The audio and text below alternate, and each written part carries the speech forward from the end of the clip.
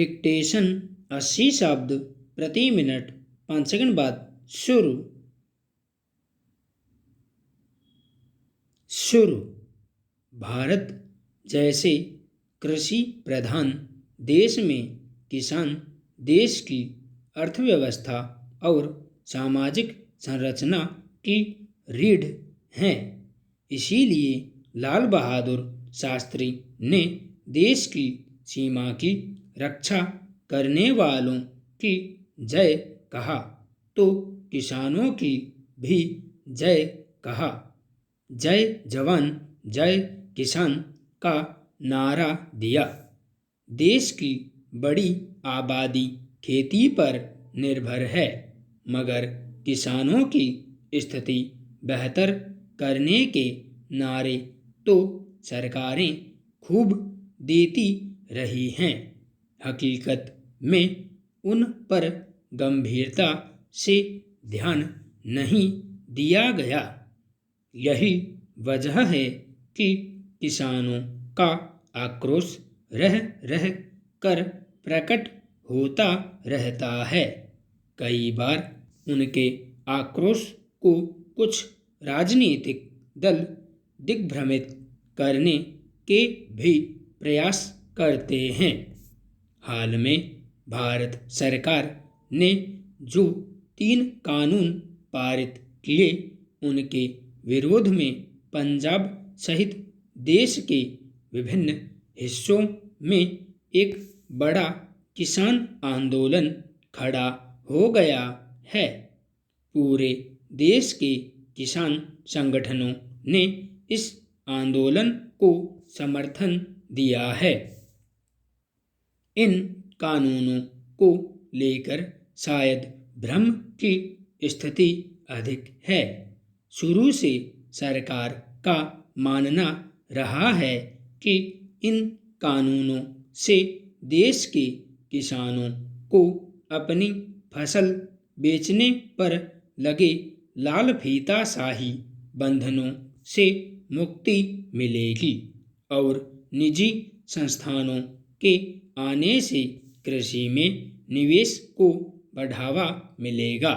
सरकार का यह भी मानना है कि इन कानूनों से कॉन्ट्रैक्ट फार्मिंग यानी ठेके की खेती में भी किसान हितों की रक्षा होगी।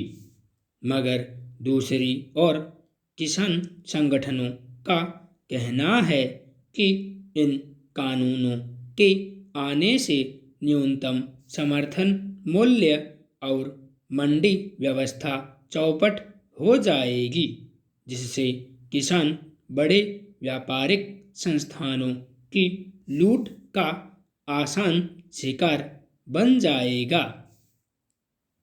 पूर्व उप प्रधानमंत्री और किसान नेता चौधरी देवीलाल ने कहा था कि लोक राज लोक लाज से चलता है। एक लोकतंत्र में धरना प्रदर्शन भी संवाद के लिए होता है। संवाद और सहयोग किसी भी लोकतंत्र के 2 पहिए हैं, मगर शायद इस जनतांत्रिक मूल्य को भुला दिया गया है। इस वक्त चल रहे किसान आंदोलन की आड़ में कुछ फिल्मी सितारों, कलाकारों और तथाकथित किसान आंदोलन के समर्थन में उतरे लोगों द्वारा आंदोलन के मंच से जैसे बयान दिए जा रहे हैं, वे न तो किसान के लिए और न ही देश के लिए शुभ कहे जा सकते हैं। मशहूर क्रिकेट सितारे युवराज सिंह के पिता और पंजाबी फिल्म के पूर्व अदाकार ने जो शर्मनाक बयान किसान आंदोलन के मंच से दिया और उस सभा में शामिल 100-150 लोगों ने ताली पीट कर जयकारे और नारे लगाकर उनका प्रत्यक्ष समर्थन किया। उसकी तुलना कौरव सभा में द्रौपदी के चीरहरण से ही की जा सकती है। यह कैसा आंदोलन है जिसमें मुद्दों पर संवाद होने के बजाय अन्य सभी मसलों पर बातें हो रही हैं। शायद योगराज सिंह को एक सिख होने का भ्रम है, लेकिन सच्चाई यह है कि उनको सिख इतिहास और गुरुवाणी की शिक्षाओं का कोई ज्ञान नहीं है। आश्चर्य तो इस बात का है कि सिख विद्वानों और किसान नेताओं ने भी उनके बयान पर चुप रहना ही बेहतर समझा।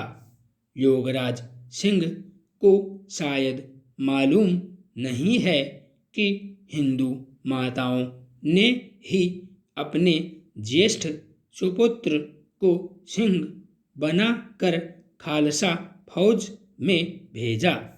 जिन गुजराती महिलाओं की वे बात करते हैं, पंच प्यारों में से एक गुजराती माता की कोख से ही पैदा हुए और द्वारका से चलकर आनंदपुर साहब आकर अपना शीश दशमेश पिता को भेंट कर इतिहास में अमर हो गए। शायद योगराज सिंह को यह मालूम नहीं। संपूर्ण विराम।